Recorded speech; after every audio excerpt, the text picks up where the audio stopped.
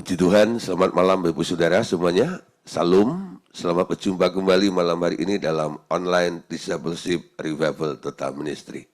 Bapak Saudara, malam hari ini kita akan membahas materi pelajaran kita malam hari ini yaitu tentang langit baru, bumi baru. Langit baru dan bumi baru. Nah Saudara, ini merupakan bagian terakhir dari materi pelajaran kita seri akhir zaman. Jadi besok kita sudah masuk buku 11 yaitu tentang keluarga. Dan malam hari ini penutupnya, closingnya ya. Dan ini juga merupakan sebuah acara yang sebenarnya yang Tuhan buat nantinya goalnya itu di sini ini. Jadi tujuan daripada orang Kristen itu bukan sekedar masuk surga, Banyak orang kadang-kadang hanya bilang, oh nanti kalau mati, pokoknya nanti semuanya kalau udah akhir dari semua itu pokoknya kita ada di surga. Surga yang mana masalahnya, Karena kata surga itu dalam Alkitab sering dipakai kata, heavenly places, tempat-tempat di alam roh. Nah itu yang disebut surga. Jadi segala sesuatu yang tidak kasat mata, yang belum menjadi materi, itu semua yang ada di alam roh, itu adanya di surga. Tuhan sendiri memberikan berkat bagi kita, segala berkat rohani sudah diberikan. Di mana? Di surga, di alam roh. Nah surga itu identik bicara tentang alam roh. Tapi sebenarnya tujuan daripada orang Kristen atau orang percaya itu bukan sekedar masuk surga, tapi boleh sampai kepada kondisi yaitu suatu daerah di mana nanti ketika Tuhan sudah meringkus, sudah membuang langit lama dan bumi lama ini, lalu muncullah langit baru dan bumi baru. Dan ternyata setelah langit baru dan bumi baru itu dibuka, terjadi, nah ada satu kota yang disebut Yerusalem baru, kota Allah yang kudus, itulah saudara, inti daripada tujuan orang-orang yang percaya. Nah saudara, untuk itu, sebagai orang percaya, Anda harus punya satu standarnya dulu. Menjadi orang Kristen itu bukan hanya sekedar beragama atau KTP-nya Kristen. Tapi menjadi orang Kristen ini sekarang harus dicek. Dicek apanya? Komitmennya dengan Tuhan. Nah, kapan Anda berkomitmen dengan Tuhan? Ketika Anda mengundang Tuhan Yesus masuk ke dalam hati Anda, lalu Anda percaya kepada Dia dan menjadikan Dia menjadi raja di dalam kehidupan Anda, dan hidupmu rela untuk dipimpin, dikuasai, diarahkan, diatur oleh Dia. Nah, disitulah saudara, Anda mengalami kelahiran baru. Nah, proses kelahiran baru ini sampai Anda benar-benar menjadi ciptaan baru, Sehingga yang lama sudah berlalu dan yang baru sudah datang. Nah, saudara, orang-orang yang bisa masuk ke langit baru dan bumi baru ini, modalnya yang pertama adalah menjadi ciptaan baru. Amin. Nah, ku menjadi ciptaan yang baru oleh kuasa darahmu, Ku menjadi ciptaan baru. Jangan hanya bangga jadi orang Kristen, tapi Anda harus lihat kondisi stamina Anda sekarang. Apakah Anda sudah lahir baru dan sudah menjadi ciptaan baru? Tandanya apa? Semua hal yang lama harus sudah tersingkirkan, sudah berlalu, sehingga yang baru, kristosentris itu sudah mulai nampak di dalam kehidupan kita semuanya. Amin. Nah, saudara, jadi urutannya seperti ini. Nanti setelah pengadilan tahta putih selesai, di mana semua orang mati dibangkitkan, dan setiap orang yang tidak ditemukan namanya tertulis di dalam kitab kehidupan akan dilemparkannya ke dalam lautan api. Sehingga tinggal hasil saringan yang bertingkat-tingkat itu lagi mereka disediakan sebuah tempat yang baru, yakni langit baru, bumi baru. Kenapa? Karena yang lama, yaitu langit yang lama, dan bumi yang lama itu sudah usang dan sudah dibuang ke api neraka. Nah, saudara, jadi apa yang kita lihat hari ini, langit, bumi, ya, yang sedang kita diami, yang kita injak ini, nanti pada akhirnya akan diringkus. Ya, ketika saat tiba di mana Allah akan menunjukkan sesuatu yang baru, yaitu langit baru dan bumi baru itu. Yang lama harus tersingkir. Itu sama dengan metodenya ketika orang menjadi ciptaan baru. Yang lama sudah berlalu, yang baru terbit. Amin. Nah, ada pergeseran. Tapi kenapa sekarang kita masih diizinkan untuk tinggal di langit lama dan bumi lama ini? Saudara, sekarang kita mulai mengerti. Kalau sesuatu nantinya akan dibuang, tapi kita masih boleh menikmati atau mengalaminya, menghidupi di langit lama dan bumi lama ini, pasti ada tujuannya. Nah, kalau Anda mulai bijaksana, mengerti bahwa setiap waktu yang diberikan oleh Allah kepada kita, itu adalah waktu untuk kita bertumbuh, untuk kita berubah. Amin. Sarana untuk berubah ini, sekarang bisa Anda lihat ketika Anda masih berada di langit lama bumi lama ini, ya. Nah, sehingga kita bisa mengambil kesimpulan. Sebenarnya kehidupan di bumi ini, ya, kehidupan di bumi ini hanya tempat pembiakan atau breeding ground, tempat pembiakan sementara. Untuk apa? Untuk membangun. Untuk apa? Untuk mendidik dan untuk sebuah penyaringan agar hasilnya nanti, ya, hasil akhir itu akan diperoleh manusia yang sempurna serupa dengan gambar anaknya. Ya. Jadi kehidupannya sebenarnya adalah yang ada di dalam langit baru, bumi baru itu. Nah, sekarang kita nangkep. Di muka bumi ini hanya tempat pembiakan, penyemaian, ya, untuk bisa melanjutkan ke kehidupan berikutnya. Di sekitar rumah saya ini, ya, itu ada beberapa orang yang menanam bunga gitu, ya, atau pohon-pohon tuh. Nah, lalu mereka mulai menyemai, ya, dari hanya tunas kecil gitu, ya, mulai dipakai apa tuh, pot kecil-kecil gitu tuh, lah yang dari plastik itu, lah terus disiram itu sampai akhirnya besar, ya. Nah, setelah itu terjadi penyelesaian seleksi, ya. Nah, terjadi seleksi, ya, diseleksi. Mana yang terus, ya, akan dijadikan bibit untuk, dan nantinya jadi besar dan akan dijual gitu, ya. Nah, kalau enggak ya buang-buang tenaga saja. Nah, akhirnya itu harus disingkirkan seperti itu. Nah, itu saya mulai bisa membayangkan, ya. Kalau dikatakan ini sebuah penyemaian, jadi semua kita ini adalah benih yang sedang ditabur di muka bumi ini. Nah, sekarang tumbuh Anda itu seperti apa? Pertumbuhan Anda itu seperti apa? Kira-kira kualitasnya seperti apa?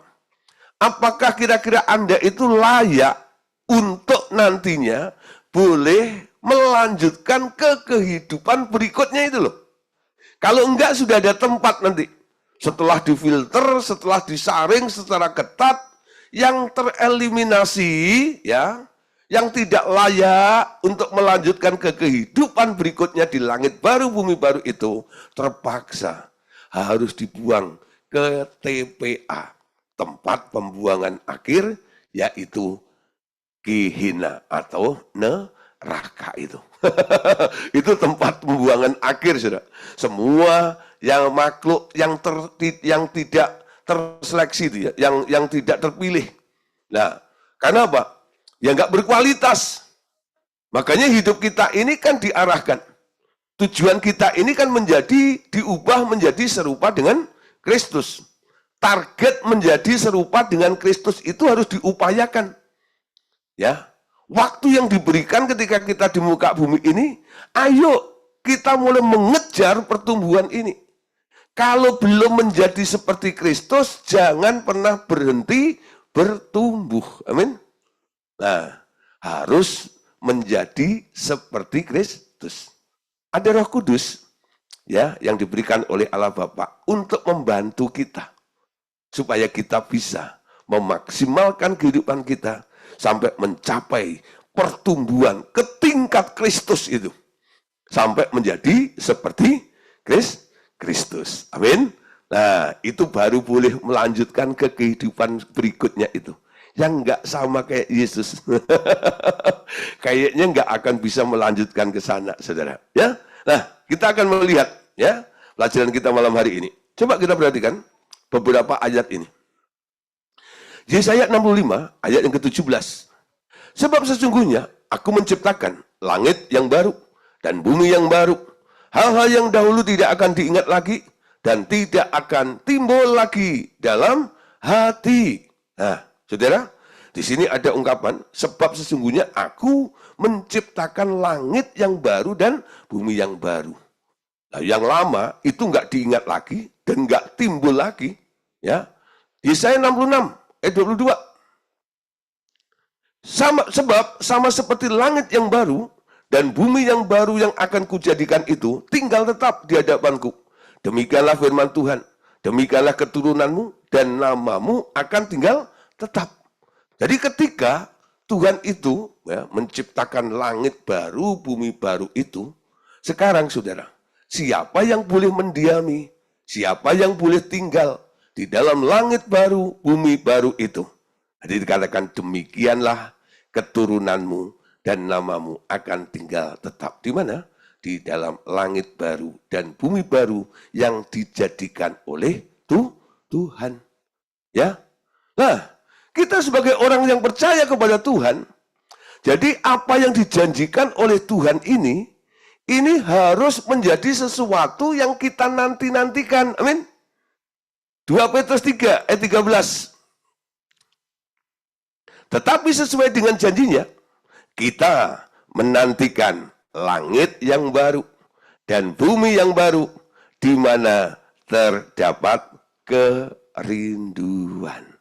Nah, saudara, sekarang apa yang sedang Anda nantikan?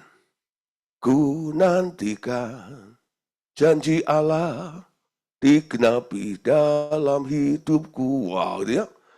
Nah, ku nantikan apa yang Anda nantikan? Banyak orang itu hanya menantikan hal-hal yang sifatnya sementara saja.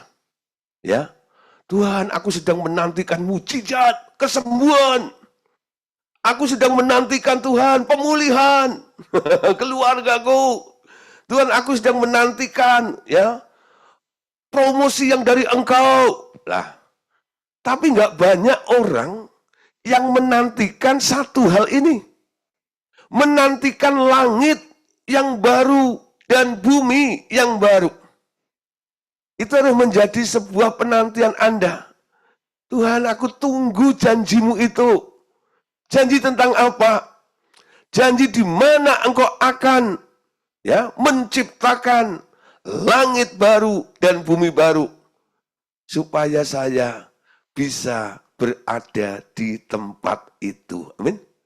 Ketika Anda mulai fokus berpikir seperti itu, targetmu untuk diubah menjadi seperti Kristus itu akan menjadi sesuatu yang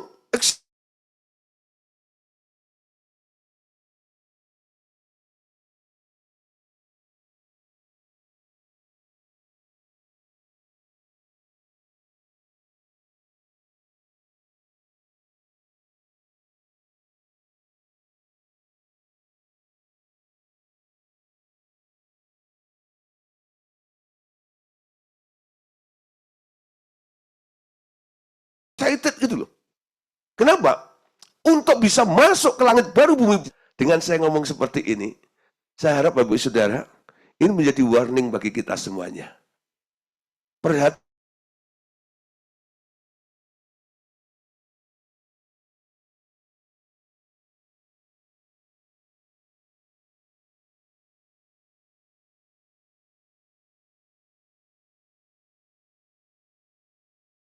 sementara ketika engkau mendiami tubuh jasmanimu itu, ya. Tapi ketika tubuh jasmanimu itu telah hilang, dan engkau harus menghidupi tubuh rohmu, kemana Anda arahnya?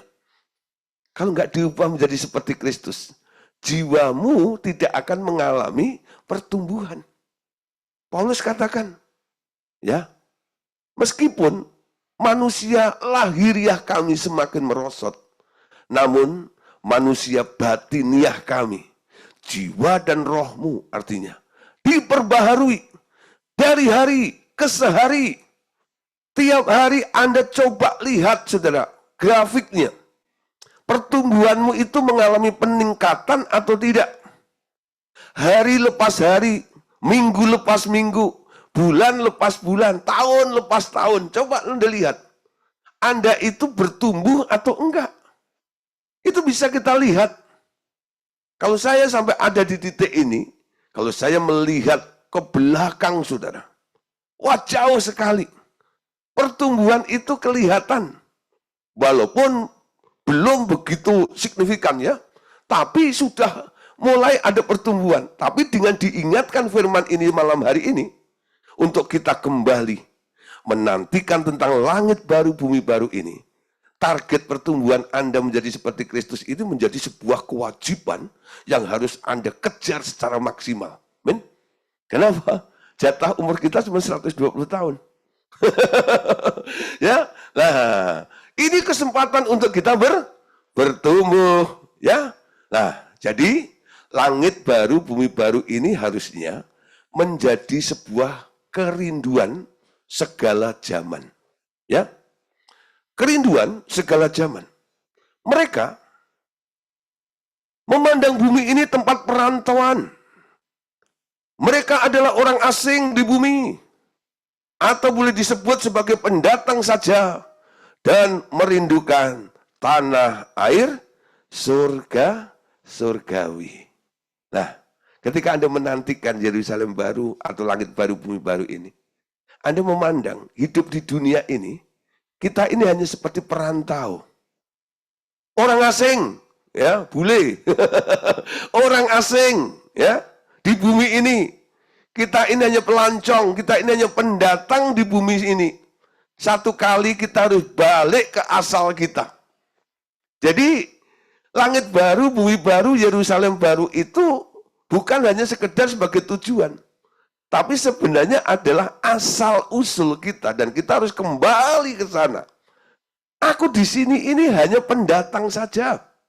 Ya, pendatang saja. Saya ingat nasihat Paulus. Ya.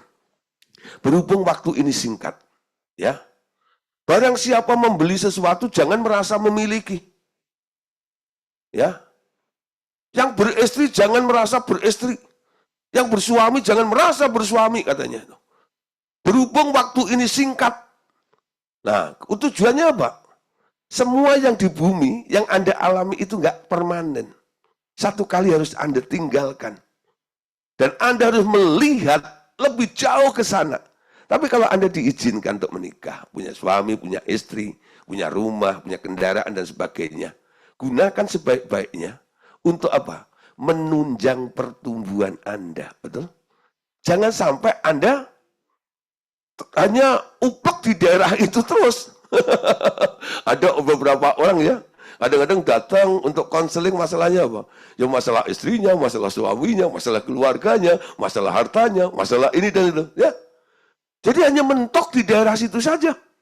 Artinya orang itu terkurung, terikat ada di daerah itu. Ya, kita harus bisa melepaskan diri karena semua itu sifatnya hanya hak pakai, bukan hak milik Anda. Amin. Nah, hartamu di mana? Hartamu di sana. Rumahmu di mana?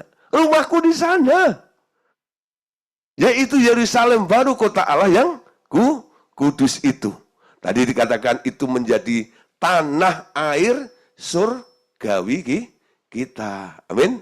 Nah, jadi kalau dibilang tanah air, itu merupakan asal usul kita. Di mana ada sebuah kota yang telah dipersiapkan oleh Allah mereka. Kota apa itu? Mari kita lihat dalam Ibrani 11, ayat 13 sampai ayat yang ke-16. Baca sama-sama. Ibrani pasal 11. Ayat 13 sampai ayat 16. Dalam iman, mereka semua ini telah mati sebagai orang-orang yang tidak memperoleh apa-apa yang dijanjikan itu. Tetapi yang hanya dari jauh melihatnya dan melambai-lambai kepadanya dan yang mengakui bahwa mereka adalah orang asing dan pendatang di bumi ini. Sebab mereka yang berkata demikian menyatakan bahwa mereka dengan rindu mencari suatu tanah air. Sekiranya dalam hal itu mereka ingat akan tanah asal yang telah mereka tinggalkan. Mereka cukup mempunyai kesempatan untuk pulang ke situ. Perhatikan ayat 15 ini. Sekiranya dalam hal itu mereka ingat akan tanah asal yang telah mereka tinggalkan, mereka cukup mempunyai kesempatan untuk pulang ke situ. 16. Tetapi sekarang mereka merindukan tanah air yang lebih baik, yaitu tanah air surgawi. Sebab itu Allah tidak malu disebut Allah mereka, karena Ia telah mempersiapkan sebuah kota bagi mereka. Nah, saudara, di sini saya tunjukkan ya, saya tunjukkan satu gambar. Ya, ini saya dapat dari internet. Ya, mungkin kotanya nggak kayak begini. Tapi kurang lebih, saudara, ini menjadi gambarannya. Ya, di langit baru, bumi baru, nanti ada satu kota yang disediakan oleh Allah kepada kita. Ya, satu kota yang disebut Yerusalem baru. Ya, Yerusalem baru. Tapi siapa yang boleh ada di sana ini? Enggak semuanya, saudara.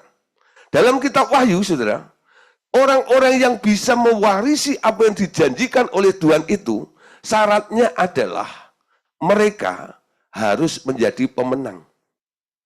Barang siapa yang menang. Amin. Belajar untuk keluar dan tampil menjadi pemenang. Ya. Paulus katakan, dalam segala perkara, kita ini lebih daripada orang-orang yang menang. Lebih daripada pemenang. Segala perkara dapat kutanggung, dapat kulakukan di dalam Dia yang memberikan kekuatan kepadaku. Aku cakap untuk melakukan semuanya itu. Nah, artinya apa? Punya kapasitas kemampuan. Untuk apa? Bisa menanggulangi semua hal, perkara-perkara yang ada di dunia ini, sehingga Anda tampil muncul sebagai seorang pemenang itu. Salah satu alasannya, harus jadi pemenang. Itu salah satu karakteristik daripada Yesus. Betul? Ketika Yesus di muka bumi, Yesus bisa menunjukkan sebuah nilai kemenangan. Nah, sekarang kita belajar. Adakah satu hal yang menjadikan Anda bisa disebut sebagai pemenang? Kalau Anda punya masalah, terus pengennya dibantu terus oleh mentor Anda, ya, oleh Pak Gideon, tolong Pak, doain terus, ya. Nah, lolos sih lolos, tapi dibantu orang lain. Kapan Anda bisa melakukannya sendiri bersama dengan Tuhan? Sehingga Anda bisa muncul sebagai pemenang. Ya, saya bisa membantu beberapa orang. Karena saya pernah mengalami namanya terobosan kemenangan ketika saya ngerti saya harus menang bersama dengan Tuhan. Amin. Nah, beberapa orang kadang-kadang nggak saya doain. Saya cerita pengalaman saya ketika saya menghadapi sebuah persoalan, lalu bagaimana saya bisa tampil keluar memenangkan ya masalah itu sehingga saya muncul sebagai pemenang di situ. Lalu saya bilang, kalau saya bisa, kamu harus bisa. Pola ini dulu yang diajarkan, yang dilakukan oleh Pak Andreas terhadap saya. Ya, Akhirnya ada banyak kesempatan untuk saya bisa lolos, menang dalam banyak hal. Kenapa? Saya diberi kesempatan untuk menang oleh Pak Andres. Ya, nggak di cover terus seperti itu. Nah, malam hari ini saya harap saudara, Anda harus punya nilai dulu. Ya, tunjukkan. Paling nggak satu dalam satu perkara lah. Aku pernah menang dalam perkara ini. Di situ Anda disebut barang siapa menang. Nah, nanti kemenangan Anda akan lebih banyak lagi ya. Piala yang Anda terima, menang perkara ini, menang ketaatan, menang kesetiaan, menang akan masalah keuangan, menang akan dan mana. Pokoknya semua akan Anda nilainya pokoknya disebut kamu adalah pemenang itu. Nah, saudara, tempat yang dituju tadi namanya Yerusalem Baru kan? Tempat baru ini disebut Yerusalem Baru, yaitu sebuah kota yang besar sekali, turun dari surga. Sudah selesai dibuat, terhias indah sekali. Allah juga mempunyai sebuah kemah di bumi baru itu, ada sebuah sungai mengalir di tengah-tengahnya. Walau tak disebutkan, pasti kota itu memiliki danau-danau di sana sini. Coba kita lihat gambarannya ya. Kota itu seperti apa? Wahyu 21, ayat 1 sampai 2. Lalu aku melihat langit yang baru dan bumi yang baru, sebab langit yang pertama dan bumi yang pertama telah berlalu, dan laut pun tidak ada lagi. Aku juga melihat kota yang kudus, Yerusalem yang baru, turun dari surga, dari Allah yang berhias bagikan pengantin perempuan yang berdandan untuk suaminya. Ya, jadi turun dari surga, ya, berhiaskan bagaikan pengantin perempuan yang berdandan untuk suaminya. Lalu lanjut ayat 34. Lalu aku mendengar suara yang nyaring dari tahta itu berkata, lihatlah, kemah Allah ada di tengah-tengah manusia, dan ia akan tinggal bersama-sama dengan mereka. Mereka akan menjadi umatnya, dan Allah sendiri akan menyertai mereka, dan menjadi Allah mereka. Ayat 4. Ia akan menghapus segala air mata dari mata mereka. Dan maut tidak akan ada lagi. Tidak akan ada lagi perkabungan, atau ratap, tangis, atau duka cita. Sebab segala sesuatu yang lama itu telah berlalu. Nah, saudara, di langit baru, bumi baru ini nggak ada kematian. Nggak ada air mata. Saya ingat lagu Pantekosta dulu ya. Kalau ada penghibur, ibadah penghiburan gitu. Dulu orang tua saya kalau mimpin ibadah penghiburan dulu, lagu yang saya ingat waktu saya kecil, di seberang sana air mata kelak lenyap, di seberang sana damai kekal. Wah, aku serius. Tak ada susah di seberang sana, ya. Sebab Yesus sertaku selama-lamanya. Lagunya kurang lebih gitu ya. Di seberang sana tidak ada air mata, ya. Bahkan ada hambatan khotbah saudara di sana, di seberang sana nggak ada yang ditagih hutang, ya, nggak dikejar-kejar rentenir, ya sudah, nggak dikejar-kejar pinjol. Pokoknya di seberang sana itu udah, ya, urusan-urusan yang begitu sudah terlewatkan semuanya. Nggak ada maut katanya, nggak ada kematian.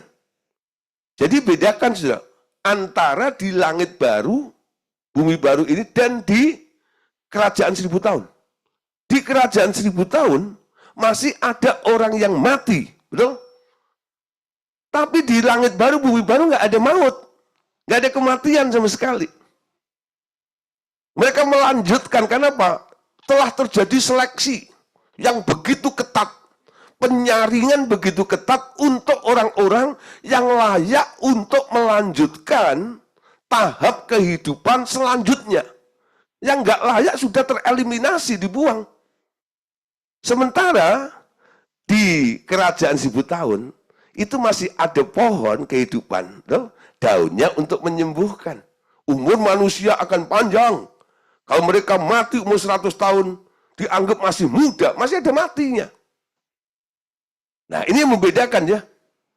Jadi sekarang kita harus mengerti perbedaan antara kerajaan 1000 tahun dan perbedaan di langit baru, bumi baru. Setelah selesai kerajaan 1000 tahun, nanti masuk tahap ya masa di mana Tuhan memulai sesuatu yang baru, babak baru di langit, baru bumi baru itu. Yang tampil di sana itu pemenang semuanya. Ya, punya kualitas. Wahyu 21 ayat 7 sampai 8. Siapa yang menang? Ya. Wahyu 21 ayat 5 sampai 6 dulu ya. Ia yang duduk di atas tahta itu berkata, lihatlah aku menjadikan segala sesuatu baru. Lalu firman-Nya, tuliskanlah karena segala perkataan ini dapat dipercaya dan benar. Firman-Nya lagi kepadaku, semuanya telah terjadi, akulah Alfa dan Omega, yang awal dan yang akhir. Orang yang haus akan kuberi minum dengan cuma-cuma dari mata air kehidupan. Terus 21 ya, ayat 7 8. Siapa yang menang? Ia akan memperoleh semuanya ini, dan aku akan menjadi Allahnya dan ia akan menjadi anakku. Tetapi orang-orang penakut, orang-orang yang tidak percaya, orang-orang keji, orang-orang pembunuh, orang-orang sundal, tukang-tukang sihir, penyembah-penyembah berhala, dan semua pendusta, mereka akan mendapat bagian mereka dalam lautan yang menyala-nyala dengan api dan belerang. Inilah kematian yang kedua. Jadi ada yang tereliminasi. Siapa itu? Penakut, tidak percaya, keji, pembunuh, sundal, tukang sihir, penyembah berhala, pendusta. Mereka dilempar ke lautan api sehingga mengalami kematian anak kedua. Nah saudara, kota tadi kan disebut ya, berhiaskan ya seperti pengantin untuk mempelainya. Nah saudara, kita lihat tentang mempelai anak domba. Ya, mengapa kota ini disebut pengantin perempuan mempelai anak domba? Alasannya ini saudara. Karena bangunan baru ini telah diciptakan oleh Tuhan Yesus bertahun-tahun di surga, dan ini memakan seluruh perhatian dan energinya. Bukan seperti di langit pertama dan bumi pertama, ia menciptakan dengan materi dari persembahan dari orang-orang kudusnya dari bumi. Anda tahu ya, ketika Tuhan menciptakan langit lama, bumi lama, dia kun fayakun. Berfirmanlah, jadilah cakrawala. Itu ya. Jadilah bumi. Ya. Dengan berfirman. Lalu dikerjakan oleh malaikat-malaikat. Ya, sehingga menjadi materinya seperti itu. Tapi untuk kota yang kudus ini, yang ada di langit baru, bumi baru ini, saudara. Ini kota ini, saudara. Materinya itu sangat-sangat mahal. Ya, bukan hanya dia berkata-kata, tapi ini menguras energi, ya dikatakan tadi, ya menguras energi dikatakan. Nah, saudara, lihat ya keterangan selanjutnya. Sama seperti setiap perkataan dapat menjadi materi. Hal yang sama persembahan nyawa para orang kudus itu menjadi materi untuk membangun kota besar ini. Tiap persembahan yang hidup dihargai dan disimpan selama-lamanya dalam bentuk sebuah kota. Itu sebabnya kota itu hidup dan dikuduskan oleh darah anak domba. Nah, saudara. Jadi ini merupakan persembahan hidup. Menjadi orang Kristen, salah satu anjuran daripada Paulus, demi kemurahan Allah saudara-saudara, persembahkanlah hidupmu kepada Tuhan untuk menjadi persembahan yang kudus, ya, hidup kudus dan berkenan kepada Allah. Itulah ibadahmu yang sejati. Paulus katakan seperti itu. Rasul Petrus, dia juga menasihatkan, saudara. Dalam 1 Petrus pasal 2 ayat 49. Datanglah kepadanya batu yang hidup itu, yang memang dibuang oleh manusia, tetapi dipilih dan dihormati di hadirat Allah. Ayat 5, biarlah kamu juga dipergunakan sebagai batu hidup untuk pembangunan satu rumah rohani bagi suatu imamat kudus untuk mempersembahkan persembahan persembahan rohani karena Yesus Kristus berkenan kepada Allah. Ada orang-orang yang persembahkan hidupnya. Bukan hanya tenaganya tok. Bukan sampai harus mempertaruhkan nyawanya untuk Tuhan. Betul? Kadang ada banyak harga yang dibayar ketika kita hidup mempersembahkan diri kepada Tuhan. Komitmen kita kepada Tuhan itu kadang-kadang ya di dalam ketaatan itu nilainya kadang-kadang kita harus bayar dengan sesuatu yang mahal.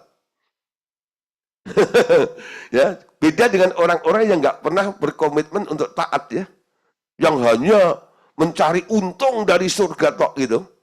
Nah, mereka yang nggak akan mengalami sebuah proses yang seperti itu. Tapi komitmen Anda untuk mau taat kepada Tuhan itu, nanti akan ada banyak pengorbanannya yang Anda harus keluarkan ya untuk mengikis kesenangan Anda, kedagingan Anda dan sebagainya itu demi sebuah ketaatan Anda untuk menyenangkan Tuhan itu. Amin. Nah, saudara, materi-materinya itu diambil dari sini ini. Hidup yang dipersembahkan.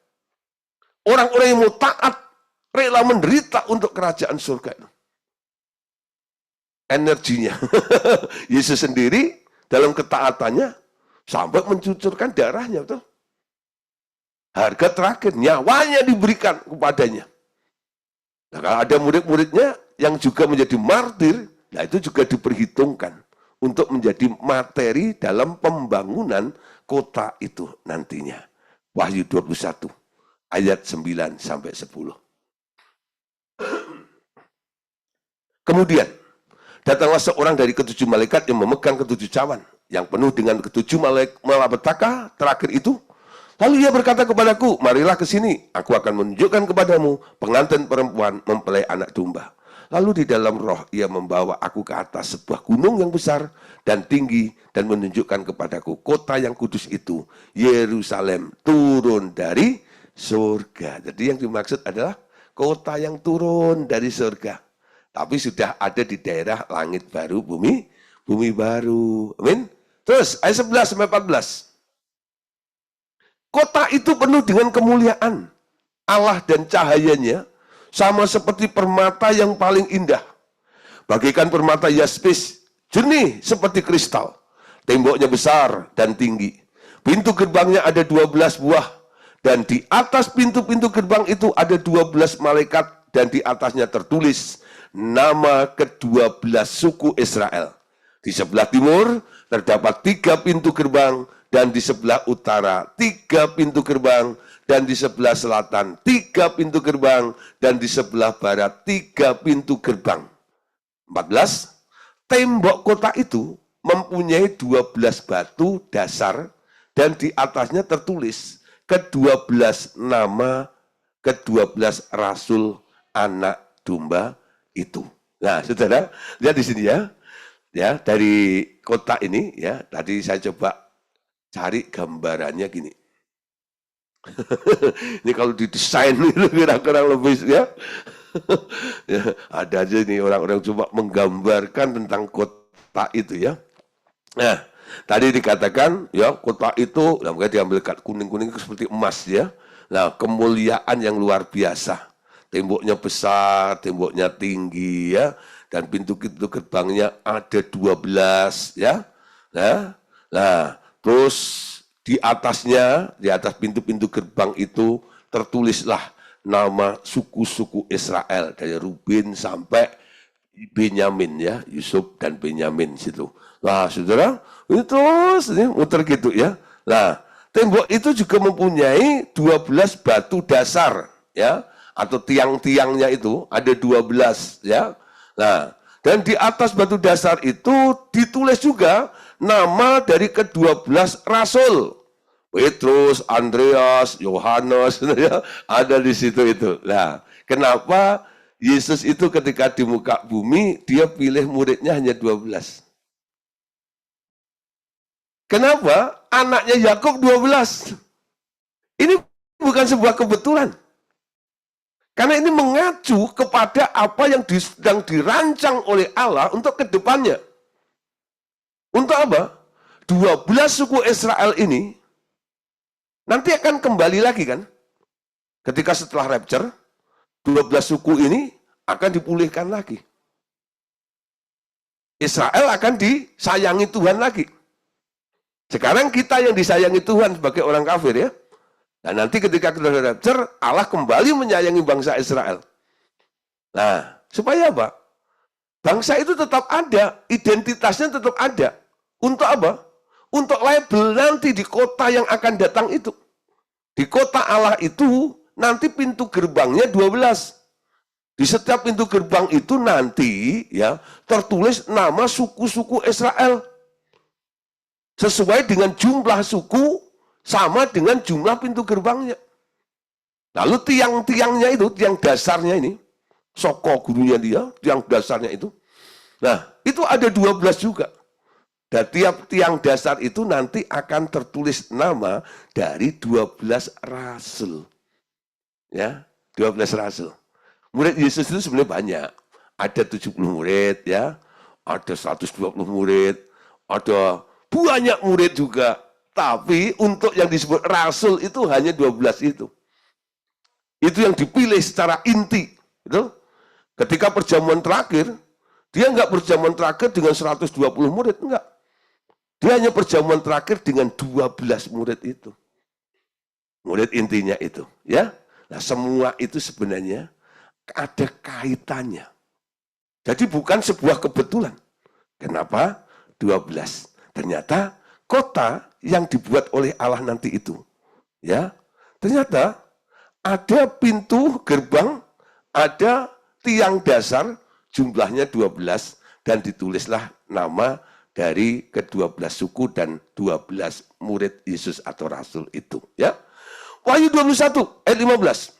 Malaikat yang berkata-kata dengan aku mempunyai satu tongkat pengukur dari emas untuk mengukur kota itu serta pintu-pintu gerbangnya dan temboknya. Kota itu bentuknya 4 persegi panjang. Ya 4 persegi. Panjangnya sama dengan lebarnya. Lalu ia mengukur kota itu dengan tongkat itu. 12.000 stadia panjangnya dan lebarnya dan tingginya sama ya 17.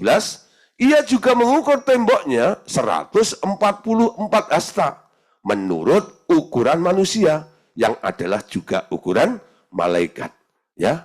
Tembok itu terbuat dari permata yaspis dan kota itu sendiri dari emas murni bagaikan kaca yang jernih. Dasar-dasar tembok kota itu dihiasi dengan segala jenis permata. Dasar yang pertama batu yaspis, yang kedua batu nilam, yang ketiga batu mirah, yang keempat batu zamrud, yang kelima batu unam, yang keenam batu sardis, yang ketujuh batu ratna cempaka, yang kedelapan batu beril, yang kesembilan batu krisolit, yang kesepuluh batu krisopras, yang kesebelas batu lazuardi, dan yang ke-12 batu kecubung. Ya. Nah, saudara, tadi katakan bahwa kota itu bentuknya 4 persegi. Ya, 12.000 stadia panjangnya dan lebarnya, tingginya sama. 144 hasta menurut ukuran manusia, itu temboknya ketika diukur. Nah, kalau boleh catat mungkin begini. Ya, kota Allah Yerusalem baru itu luasnya 12.000 stadia. Ya. Lalu temboknya luasnya 140 hasta.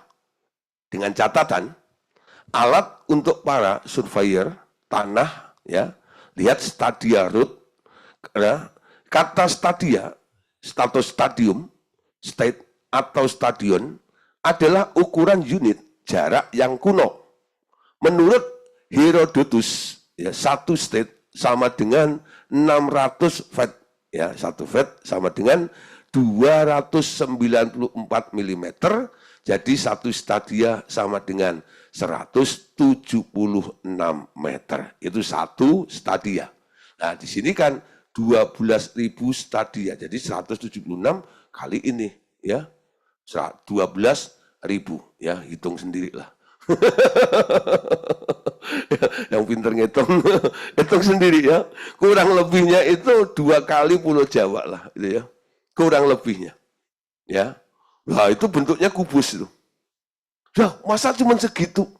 Ya, saudara, Anda mungkin membayangkan ya surah itu apa kota kayak 2 kali Pulau Jawa ini, ya. Nah, tapi kan panjang, lebar, tingginya itu nggak ada sama. Nah, kalau Anda yang melihat panjang dan lebarnya mungkin sempit ya. Nah, tingginya itu buat apa? Nah, sekarang nih saudara ya, Anda lihat ya, kalau ada ya, orang bikin hotel atau apa gedung pencakar langit itu, ada yang sampai 100 berapa tingkat itu ya. Lah, nanti bisa juga nih di kota Allah yang kudus itu modelnya kayak apartemen gitu. tingkat sampai tinggi sekali gitu. Nah, itu termasuk luas sekali sudah. Bangunan seperti itu. Dan yang kedua sudah, yang tinggal di kota itu kan nggak pakai tubuh fisik ya, pakai tubuh roh. Nah, roh itu tidak bisa dibatasi dengan ruang, waktu dan gerak, betul? Jadi sebenarnya bukan sempit sih kalau saya lihat. Tapi kalau Anda ukur, wah, kalau penduduknya gemuk-gemuk itu udah gede rasa gitu, aduh ini cepat penuh dong gitu ya. Tapi kalau isinya roh, nah itu berapa roh yang bisa masuk ke sana nanti itu. Ya, jadi memang masuk ke kota itu nggak pakai tubuh daging, saudara. Mereka sudah masuk tubuh roh. Nah, jangan kita nggak usah terlalu bayangin berapa jumlahnya. Ya, paling tidak kita sudah tahu infonya. Ya, mulai tertarik enggak? Anda kira-kira ada bisa tinggal di kota itu?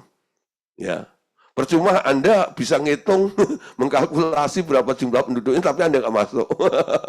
Ya, sekarang yang perlu dipertimbangkan ini, kalau memang ada kota yang dijanjikan oleh Allah itu, aku mau dong, ya. Itu yang aku nantikan. Oh Yerusalem, kota mulia, ya. Yerusalem yang mana? Bukannya lagi banyak konflik itu, bukan. Yerusalem surgawi, hatiku rindu ke sana. Ya. Tiap hari rindukan itu. Kota Allah yang kudus itu. Semakin hari. Ya, terus aku mau masuk di kota itu. Wahyu 21. 21 sampai 23. Nah, jadi kita banyak mengambil satu info dari Wahyu 21, saudara. Jadi ini bukan tafsiran. Sesuai dengan apa yang tertulis di dalam Alkitab. Ke-12 pintu gerbang itu adalah 12 mutiara. Setiap pintu gerbang terdiri dari satu mutiara dan jalan-jalan kota itu dari emas murni bagaikan kaca bening. Aku tidak melihat bait suci di dalamnya. Sebab Allah, Tuhan yang Maha Kuasa, adalah bait sucinya. Demikian juga anak domba itu. Kota itu tidak memerlukan matahari dan bulan untuk menyinarinya. Sebab kemuliaan Allah meneranginya. Dan anak domba itu adalah lampunya. Ya saudara, di sana nggak perlu penerangan. Kenapa? Yang masuk itu udah kinclong semuanya. Ditambah lagi kemuliaan Allah yang ada di tempat itu. Itu melampaui matahari. Ya, dan ada anak domba, Tuhan Yesus. Di situ sebagai lampunya katanya. Ya. Nah, ada yang mulai usil nih. Pak, kalau gitu terangnya Bapak sama Tuhan Yesus itu gedean Allah Bapak ya. Ya. Pasti ada yang mulai berpikir seperti itu. Ya, nah, kita nurut aja kata firman, betul ya? Firmannya begitu ya sudah. Kita nggak usah membanding-bandingkan soal seperti itu. Ya, kenapa harus begitu? Nah, sebenarnya saudara, memang ya Bapak itu yang terbesar. Karena Yesus sendiri yang pernah berkata, Bapakku lebih besar daripada aku. Aku berasal dari Bapak. Amin. Ya, tapi kita nggak usah membandingkan Yesus lebih kecil, lampunya lebih redup ya daripada Bapak. Nggak usah. Ya. Tapi fungsinya adalah baik Bapak maupun Tuhan Yesus sama-sama menjadi terang di tempat itu. Sehingga tempat itu tidak perlu ada lampu. Ya. Cukup dengan Bapak dan Tuhan Yesus dan orang-orang yang penuh dengan kemuliaan di situ tempat itu jadi bersinar begitu kemilau. Amin. Nah, dengan saya ngomong gini nanti di diskusi kalau masih ada yang nanya, ketir laluan. Ya, Wahyu 21 ayat 24 sampai 27. Nah, lanjut ya. Apa katanya? Bangsa-bangsa akan berjalan di dalam cahayanya, dan raja-raja di bumi membawa kekayaan mereka kepadanya, dan pintu-pintu gerbangnya tidak akan ditutup sepanjang hari, sebab malam tidak akan ada lagi di sana, dan kekayaan dan hormat bangsa-bangsa akan dibawa kepadanya, tetapi tidak akan masuk ke dalamnya sesuatu yang najis, atau orang yang melakukan kekejian atau dusta, melainkan hanya mereka yang namanya tertulis dalam kitab kehidupan anak domba. Nah, di sini. Jadi namamu tercatat dalam buku kehidupan anak domba itu penting. Hanya mereka yang namanya tercatat dalam buku kehidupan itu loh. Tapi dalam komitmen Anda dengan Tuhan itu jangan main-main. Gak semua orang Kristen namanya tercatat dalam buku kehidupan. Kenapa? Kelahiran barunya kadang-kadang hanya lip service. Yang namanya tercatat dalam buku kehidupan adalah mereka yang menjadi ciptaan baru di dalam Tuhan. Yang nggak menjadi ciptaan baru, masih ciptaan lama, itu di luar. Nanti penghakimannya berdasarkan perbuatan mereka. Tapi orang yang lahir baru, menjadi ciptaan baru, yang dilihat adalah Kristus yang ada di dalam dirinya. Karena hidupku bukannya aku lagi, tapi Kristus yang ada di dalamku. Ya, Kristosentris, itu tanda orang yang menjadi ciptaan baru. Ciptaan lama, egosentris. Nah, di situ baru dipilah tentang apa yang kau buat itu loh. Nah, itu digolongkan sebagai bangsa-bangsa. Ya, bukan umat. Amin. Nah, saudara, di dalam Alkitab kan banyak nubuatan ya. Ada nubuatan yang termeterai, itu seperti apa yang dikatakan oleh Nabi Daniel. Tapi ada nubuatan-nubuatan yang tak termeterai. Ya. Ada nubuatan yang termeterai dan ada nubuatan yang bilang Nah. Oh. Oke. Ya. Ini ya. Nubuatan tak bermeterai ya. Ada nubuatan yang harus dimeteraikan, yakni nubuatan Daniel tentang hal-hal yang akan datang. Tetapi kitab Wahyu, hasil tulisan Yohanes, itu tak boleh dimeteraikan. Apa maksudnya? Ya, apa maksudnya? Daniel harus menutup nubuatannya. Tidak membicarakannya lagi. Sampai nanti waktunya hal-hal itu terjadi. Dan orang akan mengerti arti nubuatan itu, tapi Yohanes dilarang memeteraikan kitab nubuatannya. Karena hal itu akan segera terjadi. Dengan segera Tuhan akan datang membawa upah bagi setiap orang. Jadi apa yang tertulis dalam kitab Wahyu itu merupakan nubuatan yang tak bermeterai. Ya. Kenapa? Akan segera terjadi. Wahyu 22 ayat 1 sampai 2. Ini yang dilihat oleh Rasul Yohanes tentang satu kota itu. Ya, tadi kan kita membahas Wahyu 21 ya. Sekarang kita masuk Wahyu 22. Ayat 1 dan 2. Lalu ia menunjukkan kepadaku sungai air kehidupan yang jernih bagaikan kristal dan mengalir keluar dari tahta Allah dan tahta anak domba itu di tengah-tengah jalan kota itu. Yaitu di menyeberang sungai itu ada pohon kehidupan yang berbuah 12 kali, tiap-tiap bulan sekali, dan daun-daun pohon itu dipakai untuk menyembuhkan bangsa-bangsa. Ya, Wahyu 22 ayat 6 sampai 7. Tidak akan ada lagi yang terkutuk, tata Allah dan tata anak domba akan ada di dalamnya. Hamba-hambanya akan beribadah kepadanya, dan mereka akan melihat wajahnya dan namanya akan tertulis di dahi mereka. Malam pun tidak akan ada lagi di sana, dan mereka tidak memerlukan cahaya lampu dan cahaya matahari. Sebab Tuhan Allah akan menerangi mereka, dan mereka akan memerintah sebagai raja sampai selama-lamanya. Ya, sampai selama-lamanya. Terus lompat ayat 6, ya. Lalu ia berkata kepadaku, perkataan-perkataan ini dapat dipercaya. Nah, dan benar. Dan Tuhan, Allah yang memberi roh kepada para nabi, telah mengutus malaikatnya untuk menunjukkan kepada hamba-hambanya apa yang harus segera. Perhatikan, harus segera terjadi. Sesungguhnya, aku datang segera. Berbahagialah orang yang menuruti perkataan-perkataan nubuat kitab ini. Ya, nah saudara, jadi apa yang dikatakan oleh Rasul Yohanes itu adalah nubuatan yang tak bermeterai, yang gampang untuk cepat disingkapkan karena Roh Kudus langsung memberikan pewahyuannya, sehingga kita mengerti.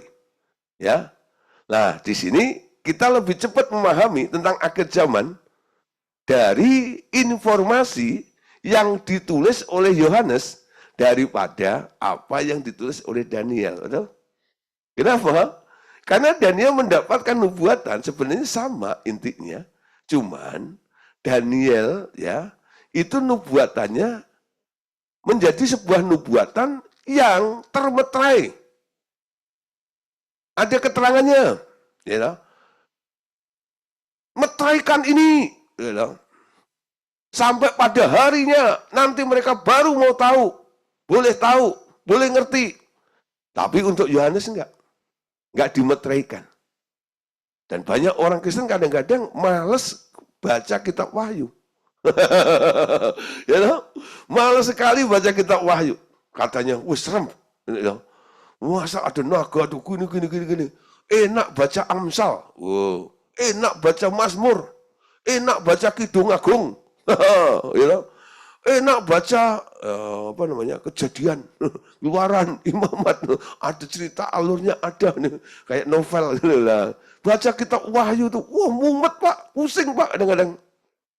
Tapi kalau Anda nggak mau memahami kitab Wahyu, Anda nggak ngerti. Kalau ada orang mau belajar, mau membaca kitab Wahyu itu gampang untuk ditangkap, dimengerti. Kenapa? Karena kitab Wahyu itu adalah sebuah nubuatan yang tak termeterai, beda dengan nubuatan yang diucapkan oleh Nabi Daniel. Amin. Nah, sekarang coba lihat dalam Wahyu 22 ayat 8 dan ayat 9.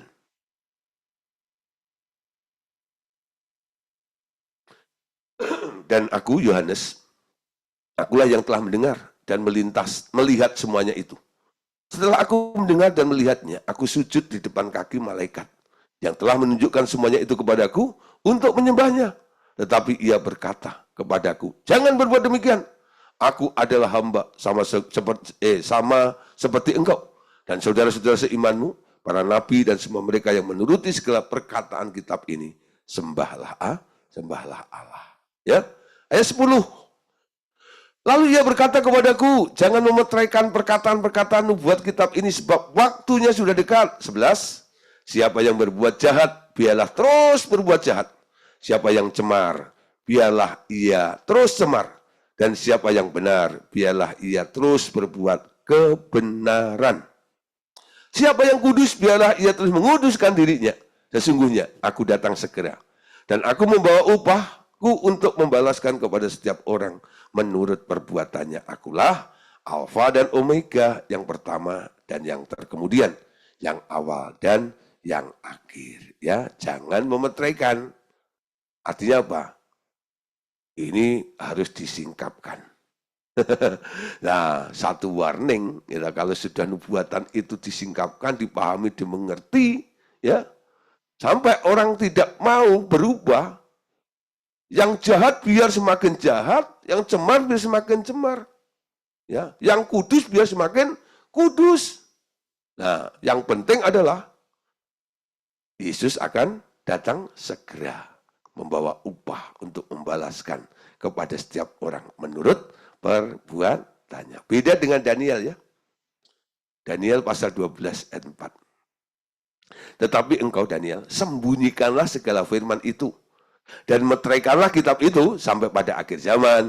Banyak orang akan menyelidikinya dan pengetahuannya akan bertambah. Ya, nah, di sini sudah banyak muncul interpretasi. Kenapa?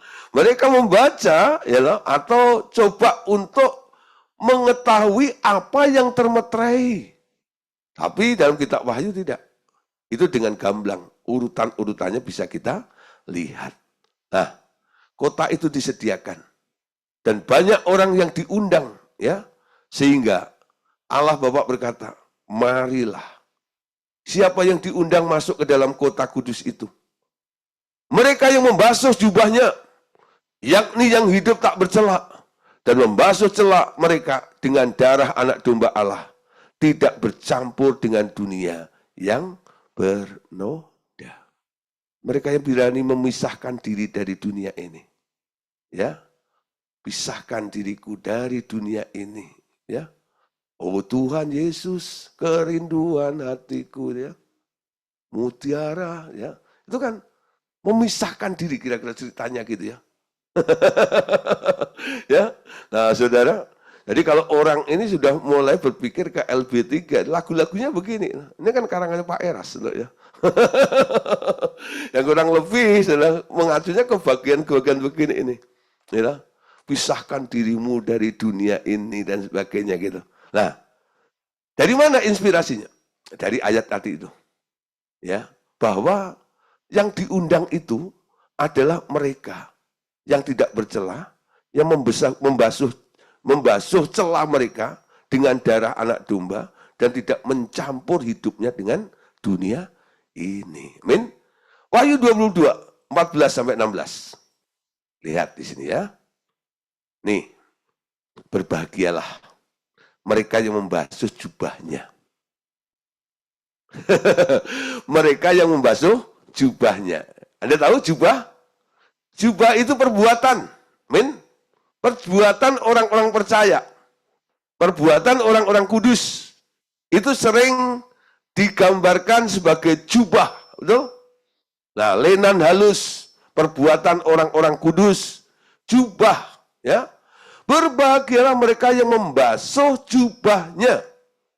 Mereka akan memperoleh hak atas pohon-pohon kehidupan dan masuk melalui pintu-pintu gerbang di dalam kota itu. Tetapi anjing-anjing dan tukang-tukang sihir, orang-orang sundal, orang-orang pembunuh, penyembah-penyembah berhala, dan setiap orang yang mencintai dusta dan yang melakukannya tinggal di luar. Aku, Yesus, telah mengutus malaikatku untuk bersaksi tentang semuanya ini kepadamu bagi jemaat-jemaat. Akulah tunas, yaitu keturunan Daud bintang timur yang gilang gemilang. Nah, Saudara, nanti di langit bumi baru, ya, itu nanti ada dua kelompok lagi.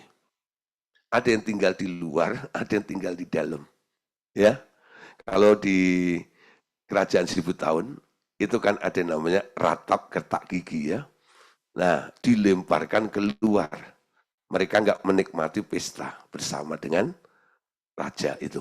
Ya, nah mereka dibuang di luar itu. Tempat penyesalannya. Tapi, Saudara, nanti ya, kan semua itu kan bertumbuh ya. Nah, setelah mereka ada yang terseleksi ke sana itu, terjadi penyaringan lagi nih. Di langit baru, bumi baru itu. Untuk apa? Untuk siapa menentukan siapa yang boleh masuk ke kota itu. Jadi di Yerusalem, di langit baru, bumi baru itu, ada satu tempat namanya kota Allah yang kudus. Nah yang di luar itu, tadi dikatakan, tetapi anjing-anjing dan tukang-tukang sihir, orang-orang sundal, orang-orang pembunuh, penyembah, itu bukan perjinahan fisik, itu bukan. Jadi mereka yang masih belum pas banget dengan Kristus lah, seperti itu ya. Tapi ya sudah bisa lolos masuk ke langit baru, bumi baru ya. Jadi ya ini benih ya, bisa melanjutkan kehidupan berikutnya, tapi nggak bisa masuk menikmati di kotanya itu. Jadi masih ada pemisahannya ya, ada pemisahannya. Kalau Anda nanti baca kota itu ya, itu hanya bisa diisi oleh nggak banyak orang, ya. Ada kriterianya, ya. Ada jumlah yang bisa masuk ke dalam kota itu, ya. Nah, jadi nggak semuanya orang bisa masuk ke sana gitu loh, di kota itu, ya. Nah, kita lanjut dulu ayatnya ya. Nanti baru kita jelaskan lagi. Terus. Nih, Wahyu 22:17. Roh dan pengantin perempuan itu, marilah. Roh dan pengantin perempuan itu berkata, marilah. Siapa yang mendengarnya? Hendaklah ia berkata, marilah. Siapa yang haus, hendaklah ia datang. Dan siapa yang mau, hendaklah ia mengambil air kehidupan dengan cuma-cuma. Ya. Nah, terus Wahyu 22 ayat 18 sampai 21. Nih penutupnya, ya. Aku bersaksi kepada setiap orang yang mendengar perkataan-perkataan nubuatan kitab ini. Jika seseorang menambahkan sesuatu kepada perkataan-perkataan ini, maka Allah akan menambahkan kepadanya malapetaka yang tertulis dalam kitab ini. Jikalau seseorang mengurangkan sesuatu dari perkataan-perkataan kitab nubuat ini, maka Allah akan mengambil bagiannya dari pohon kehidupan dan dari kota kudus seperti yang tertulis di dalam kitab ini. Ia yang bersaksi tentang semuanya ini berfirman, ya, aku datang segera. Amin. Datanglah Tuhan Yesus. Anugerah Tuhan Yesus menyertai kamu sekalian. Amin. Wah, saudara, tentang langit baru, bumi baru, malam hari ini sudah kita bahas bersama-sama. Oke? Nah, puji Tuhan. Jadi buku 10 tentang seri akhir zaman sudah selesai. Besok kita akan, hari Jumat ya, kita akan membahas tentang keluarga. Ya, ayo yang belum punya buku, bisa beli buku panduannya. Dan nanti kita akan belajar bersama-sama tentang keluarga itu. Oke, Tuhan Yesus memberkati kita semuanya. Amin. Oke, saudara.